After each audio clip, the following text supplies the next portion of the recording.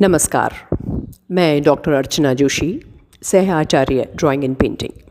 प्रिय विद्यार्थियों, आज के हमारे अध्ययन का विषय है मथुरा शैली। गांधार की भांति मथुरा भी कुषाण काल में एक बहुत बड़ा मूर्ति केंद्र था। शुंगकालीन कला की चर्चा हम पहले ही कर चुके हैं। उस काल में मथुरा में भरहुत की लोक शैली और सांची की उन्नत शैली साथ साथ चल रही थी। इस काल में ये दोनों शैलियाँ एक हो जाती हैं, अर्थात कुषाण आश्रय पाकर वहाँ एक राजकला रह जाती है। फलतः उसमें डोल या चिपटापन दूर हो जाता है, किंतु भरहुत के अलंकरण और अभिप्राय बने रहते हैं। इस समय की असंख्य मूर्तियाँ मथुरा में मिली हैं, मिलती हैं और मिलती रहेंगी। ये सभी मूर्तियाँ सफ़ेद चित्ती वाले लाल रवादार पत्थर की हैं, जो सीकरी, भरतपुर आदि की खदानों से निकलता है। यक्ष, यक्षिणी, वृक्षिका, अमरयुग, क्रीड़ा दृश्य मंदिरों, विहारों एवं स्तूपों के और उनकी वेष्टनियों के भिन्न भिन्न अवयवों के साथ साथ अब मूर्तियों के विषयों में बुद्ध की खड़ी हुई तथा पद्मासन लगाए प्रतिमाएं भी सम्मिलित हो जाती हैं। इन सब मूर्तियों में कहीं भी गांधार छाया नहीं मिलता। श्रृंगार रस प्रधान मूर्तियों की भावभंगी तथा अंग प्रत्यंगों में वही अत्युक्ति है जो पहले से चली आती है। बुद्ध मूर्ति में भी कहीं से उस वास्तविकता का वर्णन नहीं होता जो गांधार वालों ने अपनी कृतियों में उस पर मढ़ना चाहा है। एक बात और ध्यान देने की है, कुषाणकालीन मथुरा की बुद्ध व बोधिसत्व मूर्तियों में अधिकांश खड़ी मूर्तियां हैं, जिनकी अतिरिक्त ऊंचाई तथा शैली स्पष्ट रूप से शैशुनाक मूर्तियों या खड़ी जैन मूर्तियों की है। यदि इस प्रकार की मूर्तियों के लिए मथुरा के शिल्पी गांधार के ऋणी होते तो इसमें उक्त परंपरा न रहती। इसी प्रकार पद्मासीन मूर्तियों में वह परंपरा विद्यमान है जो मोहनजोदड़ो से होती हुई जैन मूर्तियों में चली आती है। अलंकरणों में भी भारतीय अभिप्रायों के साथ साथ केवल वे ही अलंकरण है जिनका मूल हम लघु एशिया में देख चुके हैं और जो बहुत दिनों से भारतीय मूर्तिकला में चलते चले आ रहे हैं।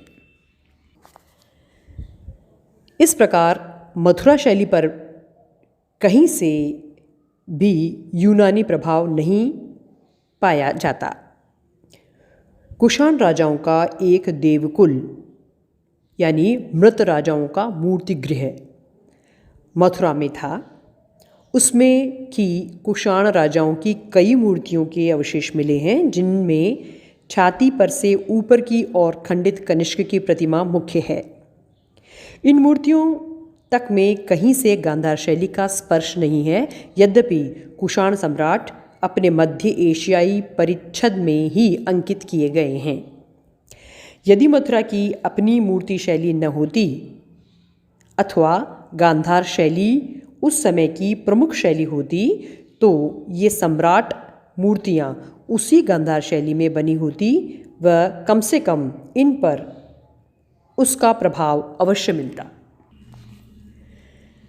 मथुरा में कुछ ऐसी मूर्तियाँ अवश्य मिली हैं जो या तो गांधार मूर्तियों की प्रतिकृतियाँ हैं व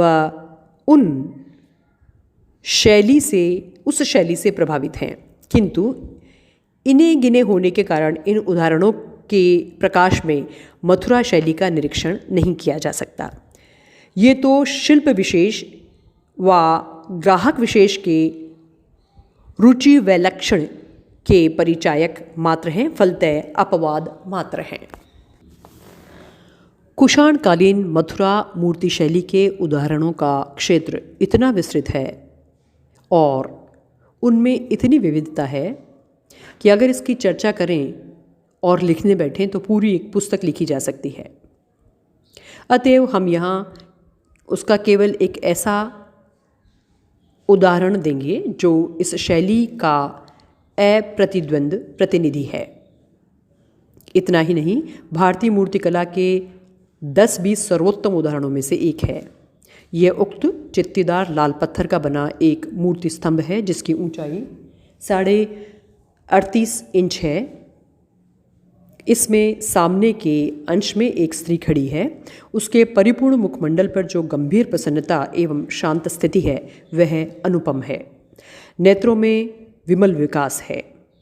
उसके अंग प्रत्यंग बड़े ही सुधार और खड़े होने की मुद्रा अत्यंत सरल, अकृत्रिम एवं निर्विकार है।